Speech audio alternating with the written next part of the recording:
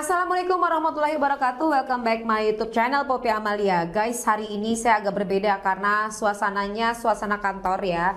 Jadi gini, aku tuh dailynya tuh sebenarnya bukan youtuber banget, tapi youtuber tuh lebih ke arah kalau aku misalnya menganalisa seseorang, artis atau kisah-kisah sesuatu yang memang menjadi perhatian aku dan menarik perhatianku gitu loh. Nah, dan juga artis-artis yang aku sukain. Jadinya aku milih-milih, khususnya adalah hal yang positif ya.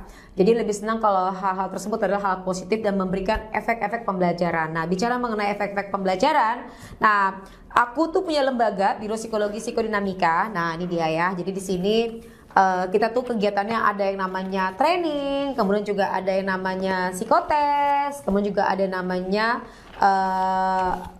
capacity building. Kita bukannya outbound tapi capacity building, peningkatan kompetensi.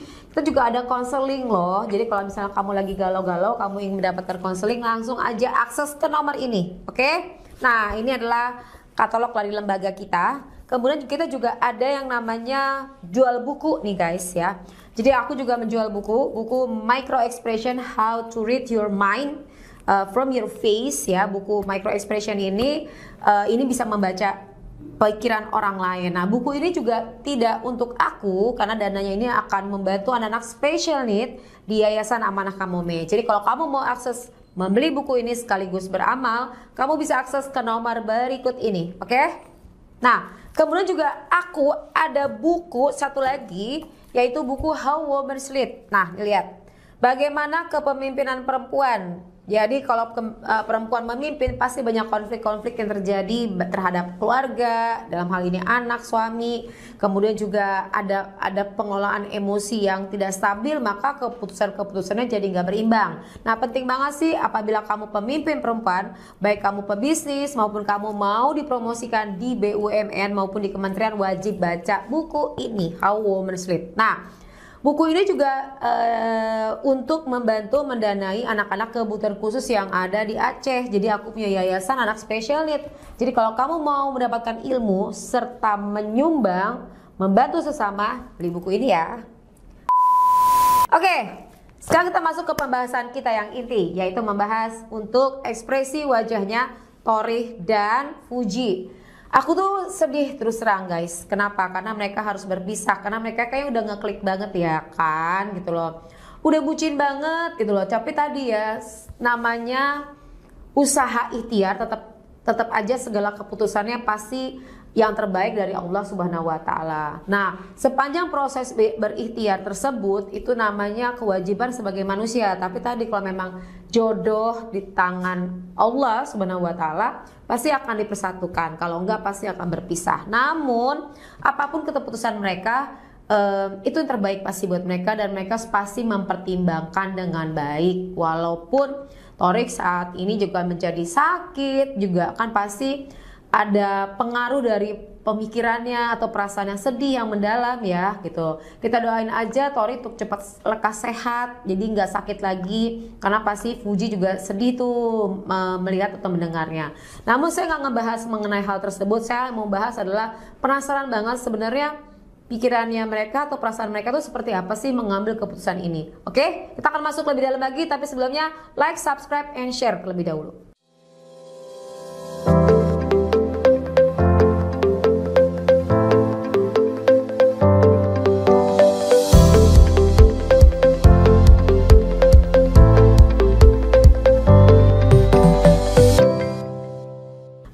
Dari kontennya Need to Talk ya. Nah, di sini Torik nangis putus atau Aurel doa terbaik untuk Torik Fuji. Oke, kita lihat ekspresinya seperti apa sih? Ya kan kamu tahu, emang netizen tahu kesibukannya Torik apa? Nggak tahu kan? Ya udah, coba deh kasih tahu kesibukan lu apa aja sih. Pas ditanya sama Atta, kesibukannya lo apa aja sih gitu kan? Selain nganggur. Terus ngomong selain nganggur, lidahnya Atta tuh keluarin. Jadi bukan nganggur ya, lebih tepatnya adalah kan YouTuber ya. Jadi YouTuber itu kan kegiatannya tuh pasti fokusnya ke konten kreator. Dan juga Torik kan juga punya bisnis lain, iya nggak sih Atta? Nah, kemudian keluarin lidah ini Atta tuh sebenarnya ada kecemasan memperhatikan adik tersayangnya ini. Kecemasannya tuh ya namanya seorang kakak ya, kakak yang peduli terhadap adik. Ini kenapa lagi sih gitu loh, kayak gitu ya. Makanya keluar lidah. Lidah itu artinya kering. Kering itu karena ada stres. Ya sekarang kan Torik kan pasti maksudnya Nah si Torik pas lagi ngomong, dia main-mainin keningnya. Main-mainin kening, kalau kamu lihat di 1.46, lagi main-mainin kening seperti ini, tangannya juga dilipat. Jadi tangannya kan dilipat begini. Terus main-mainin kening nih seperti ini. Memain-mainkan kening ini menggambarkan body language. Saya nggak bilang micro expression ya. Body language itu menyatakan kerapuhan. Jadi di sini Torik lagi rapuh, ngelihat ke bawah, rapuh. Kemudian tangannya ditutup seperti ini, defense. Defense terhadap apa? Defense terhadap pertanyaan. Pertanyaan tersebut. Kenapa? Karena dia tahu nih pasti endingnya pertanyaan ini endingnya at the end akan menjelaskan tentang bagaimana status hubungan mereka berdua. Jadi dia rapuh lagi ditanyain persoalan ini. Lagi nggak kuat banget nih Torik nih. Ya kayak bantu-bantu aja sih aku mah, bantu-bantu. Kemudian ya kayak bantu-bantu aja sih, tangannya di defense lagi lebih dalam lagi tuh, gitu loh. Ini kayak Torik tuh kalau ngeliat si Atta tuh kayak ngeliat ayah gitu nggak sih? Maksudnya ya bagus sih peran Atta di sini bagus ya sebagai anak pertama gitu kan terhadap adiknya dan begitu perhatian. Saya ngelihat chemistry mereka berdua tuh bagus gitu loh. Atta bagus banget sama Torik. Bersih-bersih rumah ya. Ya bersihin kucing-kucing Bang Atta ada 7 kan. Terus sih bilang, ya bersih-bersih rumah sama bersih-bersih kucingnya Bang Atta kan ada 7 ya, sambil ketawa-ketawa. Mereka sangat informatif. Jadi dia berusaha untuk mengalihkan sedikit deh pembahasan ini. Sangat informatif ya. Kalau kamu lihat ya Atta juga pada saat nanyain Torik itu juga kakinya dilipat ya, dilipat ke arah tertuju ke arah Torik tapi kakinya dilipat gitu loh. Jadi sebenarnya Atta juga nggak gitu. Jadi yang satu nuntuk begini, yang satu ngelipet gitu loh. Tapi ngelipetnya ini juga karena tadi ini kan lagi mau interogasi adiknya gitu loh. Aduh ampun deh kayak di polisi ya. Makanya Bang Torik lagi sedih banget, Bang Torik lagi sedih banget tuh. Kenapa gitu? Siapa? Pasti Mas Diki yang kemarin. Iya. Terus Bang Torik lagi sedih banget, Bang Torik lagi sedih banget. Itu tangannya juga masih defense ya. Di 2.15 ya. Udah ngerti kan kamu tangannya masih defense seperti ini. Ini defense. Defense itu artinya dia mau proteksi diri, dia mau protect dari semua informasi yang datang. Kemudian Torik pas lagi dibilangin kamu lagi sedih banget, Torik berusaha tersenyum, tapi senyumnya itu painful ya. Karena senyumnya itu tidak senyumnya itu tidak senyum total karena dia memperlihatkan rasa sakit. Pulang dari rumah Mas Torik, Bang Torik sedih banget. Terus tertawa tapi sedih. Dan tangannya dirapetin. Oh, Torik. Torik akhir-akhir ini kan memang sangat rapuh ya. Kakinya rapuh. Nah terus Atta juga bilang Torik ini akhir-akhir ini juga sangat rapuh ya, kakinya rapuh. Kan kemarin sempat ya kakinya terluka gitu. Torik ketawa. Sebenarnya guys, tubuh kita tuh memberikan informasi atas apa yang terjadi sama kita. Jadi kalau kamu ada mengalami sakit di bagian kaki, kamu tuh berarti butuh kekuatan untuk berdiri. Nah, kondisi tadi Atta menyatakan bahwa akhir-akhir ini Torik adalah rapuh, itu adalah mengkonfirmasi statement aku juga gitu kan. Jadi kakinya terluka atau sakit yang kemarin gitu loh. Nah, pada saat dibilangin akhir-akhir ini rapuh, Torik ketawa ke atas, badannya ditutup, dia nggak all out ketawa tapi lihat ke atas dan lagi-lagi tertawanya itu sakit banget. Kakinya tuh rapuh Tapi banget. kok bisa pas-pasan banget ya ankle. Kenanya bagian ankle kan itu kan bagian kaki. Jadi itu adalah Torik lagi butuh kekuatan Atta. Kekuatannya di siapa? Kekuatannya adalah di mungkin support sistemnya. Dan menurut aku support sistemnya Torik ya siapa lagi kalau bukan kalian berdua nih, Atta sama Aurel. Gitu loh, kalian kan kakaknya sama abangnya. Dia lagi butuh support system pada saat ia mengambil sebuah keputusan besar dalam hidupnya. Tuh. Sakitnya fisik itu berawal dari sakitnya hati. Tuh, siapa bener? Makanya kalau orang galau tuh jadi gampang stres. Siapa bener tuh? Sakitnya fisik ada kaitan sama hati, tapi bukan hati lebih tepatnya tak. Kalau hati itu liver tak. Jadi yang bener adalah jantung. ya. Karena perasaan tuh disimpan di jantung. Benar kata kamu bahwa pada saat orang jantungnya dia lagi sedih dan lain-lain berkaitan sama fisiknya. Itu benar banget nih. Kamu lagi curhat diri kamu sendiri.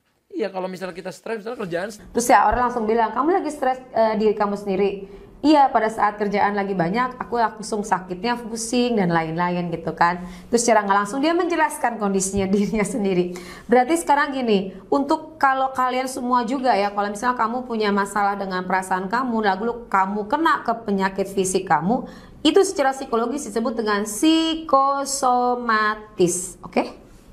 Tapi alhamdulillah ya, maksudnya itu salah satunya, badan bagus, terus jadi pribadi yang lebih baik, lebih dekat sama Tuhan. Terus amin. pekerjaannya juga lancar, semoga project-project Amin. Badan bagus, pribadi yang lebih baik, dekat sama Tuhan, lagi berusaha membayangkan, remind sebuah memori di 349. Ia mengambil matanya melirik ke kiri atas ya. Jadi kalau secara NLP, Neurology Language Program nih, kalau orang melihat ke kiri itu menggambarkan nih di posisi ini nih, Thorik ngelihat ke kiri atas 349, itu dia mengambil data dari otak sebelah kiri dan data tersebut adalah fakta. Data tersebut sudah terbangun. Jadi pada saat ia bercerita bahwa ia tahun ini sebagai resolusi memperbaiki diri, itu sebenarnya sudah ada di dalam memorinya, dalam planning jangka panjangnya. Tapi dengar-dengar 2023 kamu sebenarnya targetnya mau berumah tangga. Terus Yata dong nanya, iseng nih emang dia kan jahil. Tapi dengar tadi gitu kan. Kamu bertahunnya tahun 2023 memang merencanakan mau pernikahan. Lagi-lagi si Thorik itu nutup mata ngelihat ke atas tapi tersenyum. Nah, saya mencoba mencari kerutan di pinggir mata nih guys. Jadi 4.06 tidak ada kerutan di pinggir mata. Berarti fix dia tidak happy pada saat pertanyaan tersebut. Dan menutup badannya lagi. Serta tersenyum, jadi cuman apa namanya senyum sosial, tapi sebenarnya dia terluka. Oh ya, langsung ke situ. Terus kata dia ngapain alasan tersitu, jadi ketawa tapi sebenarnya ketawanya itu sakit lagi. Sebenarnya itu impian apa ya, impian aku dari kecil gitu loh. Dia dari kecil memang pengen memimpikan. Dari kecil pengen nikah kata si Ata. Tak, ini kan lagi serius ya. Kamu jangan dibercanda-bercandain. Pokoknya aku pengen dari dulu tuh impiannya pengen ngebangun keluarga. Pas lagi ngomong, pokoknya aku tuh dari dulu tuh impiannya tuh pengen dia tutup mata. Bener loh, itu impiannya dia loh. 4.40. Pengen ngebangun keluarga kecil. Pas lagi dia ngomong, dari kecil tuh pengen ngebangun keluarga kecil. Tuh dia ngomong tuh, dia membayangkan, dia memvisualisasikan peristiwa itu. Saling melindungi, udah semuanya deh. Pas lagi ngomong, udah semuanya deh, saling melindungi, udah semua deh. Itu ngeliat ke bawah ya, itu menggambarkan kesedihan yang mendalam. Iya, kalau udah waktunya ya harusnya nikah kan. Kalau udah waktunya harusnya nikahkan. Intonasinya mengalami penurunan di 5.05, 5.04 ya. Jadi kalau misalnya sampai orang kalau ngomong tiba-tiba mulai mengecil, itu menggambarkan kesedihan, keraguan. Jadi kalau kamu dengar orang ngomong dari yang teriak tiba-tiba menjadi mengecil atas sebuah statementnya, dia ragu dengan statement itu. Kalau udah waktunya, kalau udah mendapatkan jodoh ya nikah. Kalau belum ya masa mau dipaksain nikah sih? Nah, kemudian akhirnya si Aurel berusaha menetralkan dapat jodoh ya nih. Kalau mendapat jodoh terus gimana dong gitu. Pikiran, dari hati, dari perbuatan, semuanya tuh harus diperbaiki mungkin aku ya. Aku lagi memperbaiki diri dari sebuah pikiran, perasaan, dari pikiran, kemudian hati, itu kan mungkin aku harus perbaiki. Kemudian dia ngeliat ke kiri atas lagi, dia mengambil data, ada informasi di kepalanya di sebelah kiri. Data tersebut adalah fakta. Karena kalau janji Tuhan tuh adalah kalau misalnya laki-laki yang baik untuk perempuan yang baik dan. Nah, dia mengatakan bahwa laki-laki yang baik akan mendapatkan perempuan yang baik akan mendapatkan laki-laki yang baik. Maka dia memperbaiki diri. Bagus sih. Bukan, jadi kayak diri kita tuh gimana, ternyata tanpa kita sadarin jodoh kita tuh sebenarnya sama kita tuh sama sifatnya.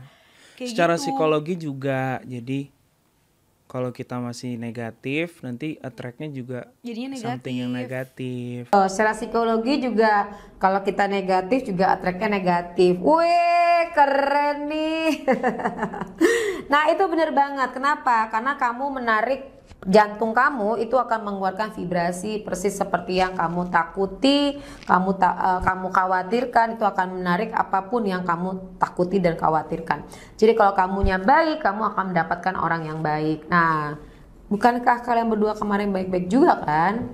Kemarin yang aku jalanin juga bukan yang sia-sia ya.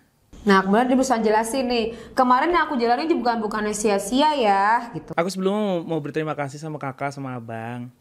Di kantor ini, di ruangan ini aku ketemu dia kan. Aku mau berterima kasih bahwa sama kakak, sama abang. Kalau di ruangan ini aku bertemu sama dia kan, itu tangannya mencengkeram ya. Jadi seluruh tubuhnya tuh merimain. Enggak, di ruangan ini. Di podcast ini. Oh yang titik kita berempat ya? Betul. Ada aku gak sih? Enggak ada aku waktu itu. Nggak ada, aku Lagi ngomong tiba-tiba dia mikirnya ke situ. Ngerti gak sih? Jadi dalam setiap menit yang dipikirin adalah puji.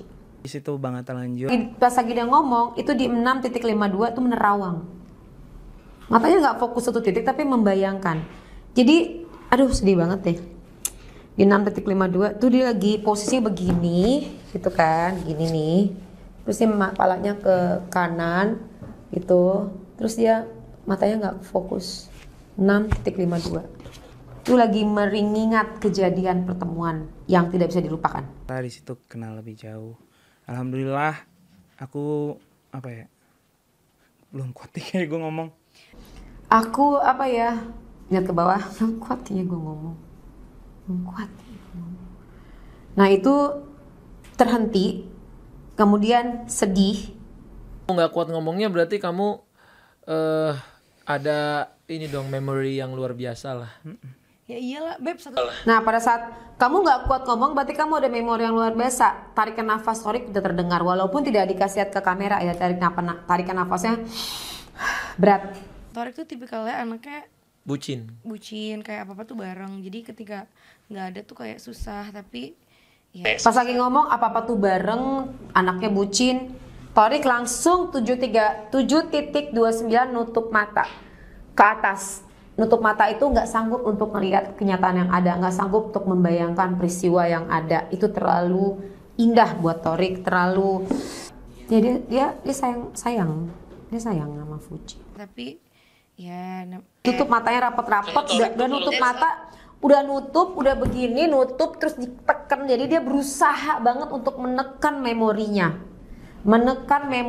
untuk mengingat Fuji gitu loh, menekan. Karena Torik tuh kalau that's udah alive gitu ya, mau gimana lagi. Torik kita tuh harus kalau udah menghadapi. sayang, dia sayang banget. Nah pas lagi ngomong, Atta lagi ngomong, Torik tuh kalau udah sayang tuh dia sayang banget, dah makin dia tuh, dia berusaha untuk gak netes air matanya. Iya bener. Kelihatan tegar di luar, tapi Hatinya inside-nya tuh emang dalamnya tuh rapuh, nggak bisa, susah. Terus si Torik gak ngomong, tapi dia nangis. Terus si Atta pas lagi ngeliat Torik udah mulai keluarin suara, gitu kan, artinya udah ngeluarin suara nangis, Atta langsung ngusap-ngusap pahanya adiknya. Sedih banget. Lagi juga kenapa gosok-gosok pahanya sih, Tak? Kenapa nggak meluk sih, Tak? Kamu tuh sebagai abang harusnya peluk, harus ada di saat dia lagi sedih gitu. Terus nangis. Oh, sedih jadinya. 8.08 kakak adik. Tapi itu bondingnya ya, Atta sama Torik itu dibandingin dengan saya nggak tahu ya dengan keluarga yang lain ya. Tapi kan mereka selalu berdua ya. Jadi kayak situasi apapun selalu berdua gitu loh. Jadi ya Atta tuh bisa ngerasain apa yang Torik rasain. Ya gimana namanya? Karena Tuh nangisnya sampai keguncang-guncang. Berarti sedih banget guys. dulu waktu aku putus juga gitu guys. Torik, abang nangis-nangis juga ke Torik sama. Ini sekarang mereka lagi sama seperti aku dulu. Desti nangis lagi, Des. Sedih bang, kayak merasakan gitu. Oh. Sabar ya bang, Tor, kita riding aja yuk. Nah, kalau kamu misalnya lagi sedih, kamu tuh butuh ada support system ya. Jadi kamu cari find your support system itu adalah hal yang penting banget. Kamu bisa mengeluarkan perasaan kamu dan kamu bisa menumpahkan segala rasa. Kemudian juga ada yang memeluk dan ada yang mengatakan kepada diri kamu, it's gonna be okay, kamu akan baik-baik aja dan aku akan selalu di sebelahmu. Riding, main volley, main futsal. Itu yang aku bilang, kita harus menyibukkan diri itu loh. Itu yang aku bilang tadi. Ya udah dan amin. Ya namanya laki-laki itu emang aku aja guys ya, aku terus terang waktu aku selesai sama Manur aku juga nangis. Itu hal yang normal, bener banget. Kenapa? Jadi jangan pernah berpikir kalian guys kalau menyatakan bahwa laki-laki tuh nggak boleh nangis. Justru kalau kamu menahan perasaan kamu sebagai cowok, nah itu akan jadi masalah nantinya kelak gitu loh. Jadi aku sebagai psikolog menyatakan it's okay kalau kamu sedih, kamu keluarkan perasaan kamu, it's okay. Jangan berpikir, aduh anak cowok nggak boleh nangis, kamu akan sakit gitu loh. Tujuan nangis itu untuk merilis semua perasaan kamu sehingga lebih baik, dan prosesnya itu broken heart berapa lama, itu butuh proses, butuh waktu. Jadi nggak bisa ada yang cepetin, nggak. Itu pasti butuh proses, dan prosesnya ini tadi support system itu penting banget untuk orang-orang yang broken heart. Bukan apalagi apa-apa karena emang laki-laki itu kalau kalau Torik itu udah tipikalnya dia sayang memang penyayang sayang banget banget. sama Apalagi- bukan sama jadi dia tuh kalau di Torik keluarga itu tuh kan misalnya tipikalnya aku sama dia adik-adik yang lain penyayang tuh banget. kadang-kadang ada tuh Sama cekcoknya. bukan sama si Kalau sama Kiri. Torik tuh nggak pernah, karena Ada pas lagi ngomong tarik napas, dan Torik itu memang orangnya juga baik gitu loh. Jadi di keluarganya Atta itu juga dia yang paling baik, yang sama adik-adiknya baik, sama atas juga baik gitu. Jadi semua berusaha menjadi anak penengah. Nah, hati-hati loh anak-anak yang apa namanya, yang nggak mengungkapkan perasaan ini. Itu hati-hati kalau kamu tuh anak kedua yang kayak gitu-gitu ya, atau anak ketiga tuh agak hati-hati kalau kamu memendam perasaan, karena perasaan itu yang disimpan di jantung nanti serangannya ke bagian tersebut gitu loh. Bisa jadi macam-macam tuh, jadi sakit-sakit tertentu gitu. Jadi sebaiknya kamu ngungkapin perasaan. By the way, kalau kamu mau ngungkapin perasaan kemana coba selama ini? Oke, ke keluarga bagus, ke sahabat oke bagus, ke teman yang bisa dipercaya oke. Nah, satu lagi alternatifnya adalah ke psikolog. Terus gimana sih caranya untuk kamu bisa mengakses ke psikolog? Langsung aja ke Poppy Psikolog, kamu klik Poppy Psikolog IG-nya. By the way, kamu juga follow IG Poppy Amalia ya, itu wajib banget loh. Nah, kamu klik aja ke Poppy Psikolog. Di sana kamu bisa memilih psikolog yang bisa kamu percaya untuk kamu bisa konseling perasaan kamu, apalagi khusus untuk orang-orang yang lagi broken heart ya. Ini penting banget. Nah, terus bagaimana kelanjutannya? Kelanjutannya kita akan tunggu di part kedua.